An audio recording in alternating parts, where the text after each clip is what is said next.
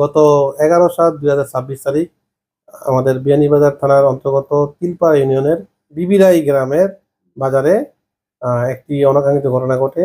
একটি বকেয়া টাকা পাওনা নিয়ে ক্রেতা এবং বিক্রেতার মধ্যে একটি হাতাহাতি হয়। সেই হাতে আপনার যে দোকানদার ছিল তার নাম হচ্ছে আলী হোসেন এবং যে ক্রেতা ছিল সে হচ্ছে শাহিন। শাহিনের সাথে অন্যান্য ছিল। তার কথা কাটাকাটির এক পর্যায়ে তারা এলোপাতি ঘুষি মারার প্রেক্ষিতে আলী হোসেন আহত হয়ে হাসপাতালে নেওয়াকালীন চিকিৎসাধীন অবস্থায় মারা যায়। এই প্রেক্ষিতে আমাদের থানায় একটি মামলা রুজু করা হয়। তার বড় ভাই শেবুল মিয়ার বাদী হয়ে একটি মামলা রুজু করেন, এজাহার দায়ের করেন। তার একটা নিয়মিত মামলা হয়। মামলা ঘটনার পর থেকেই আসামিরা পলাতক ছিল।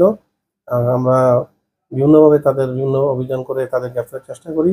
অদ্য ইংরাজি 15/7/2026 তারিখ আমরা র্যাব 9 সিলেটের সহযোগিতায় যৌথ অভিযানে আমরা 1 নম্বর এবং 2 নম্বর শাহিনুল ইসলাম এবং আইনুলকে গ্রেপ্তার করতে সক্ষম হই। তাদেরকে বিজ্ঞ আদালতে প্রেরণ করা হয়েছে। পরবর্তীতে আরো কিছু কার্যক্রম আছে, সেটা পরবর্তীতে আপনাদের জানানো হবে।